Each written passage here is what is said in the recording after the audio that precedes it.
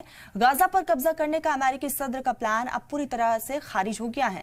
सदर Donald Trump के मंसूबे के जवाब में 5 अरब ममालिक के लीडरान ने $53 अरब का बड़ा प्लान तैयार किया है। मिस्र की राजधानी काहिरा में एक इमरजेंसी चोटी कॉन्फ्रेंस के दौरान अरब लीडरान ने स्कीम को मंजूरी दे दी है। आपको बता दें कि गाजा के दोबारा से तामीर की प्लानिंग को मिस्र ने पेश किया था। अरब लीग के जनरल सेक्रेटरी अहमद अब्दुल घीत ने घंटों चली इस मीटिंग के आखिरी ऐलान करते हुए कहा कि मिस्र की स्कीम अब 1 अरब प्लानिंग है।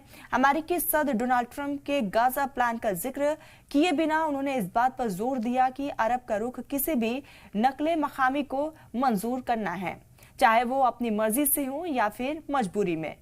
मीटिंग में मिस्र ने 91 पन्नों का दस्तावेज पेश किया, जिसमें गाजा के दोबारा तामीर का तफसीली खाका तैयार किया गया था।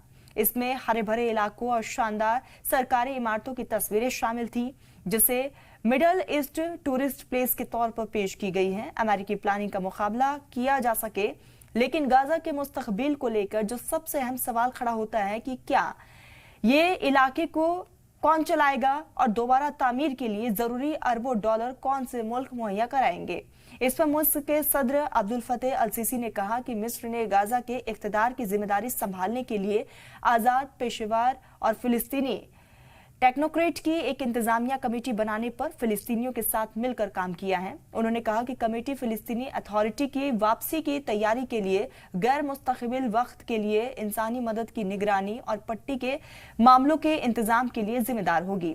फिलिस्तीनी सदर महमूद अब्बास ने कहा कि वो मिस्र के रुख का इस्तकबाल करते हैं। साल 2005 से इख्तिदार में काबिज अब्बास ने यह भी कहा कि अगर हालात इजाजत दे तो वो सदारती और पार्लियामानी इलेक्शन कराने के लिए भी तैयार हैं। हालांकि इस पूरी मीटिंग में एक मुद्दे को नजरअंदाज कर दिया गया है। हमास क्या रोल निभाएगा, ये सबसे बड़ा सवाल भी है, जिसे लेकर इजरायली आउटलेट यरूशलेम पोस्ट ने एक जराये के हवाले से बताया है कि यूएई ने हमास के फौरन और पूरे डिमिलिटराइजेशन की वकालत की है। सऊदी अरब के शाही दरबार के एक करीबी जराये ने कहा है कि गाजा में हमास के मुस्तकबिल मौजूदगी एक रुकावट थी। अमेरिका और इजरायल का एक इस तरफ जो है सख्त ऐतराज भी था।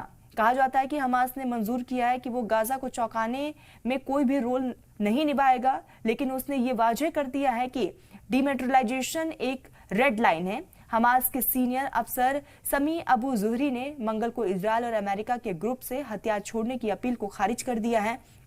आपको बताते चले कि अबू जुहरी ने रॉयटर्स को बताया है कि ग्रुप किसी भी तरह के मंसूबे थोपने, किसी भी तरह के गैर फिलिस्तीनी इंतजामिया या फिर गैर मुल्की ताकतों की मौजूदगी को मंजूरी नहीं करेगा। मिस्र, जॉर्डन और अरब मुल्क तकरीबन 1 महीने से फिलिस्तीनियों के निकले और मकानी और ट्रंप के ऑपरेशन पर गौर कर रहे थे।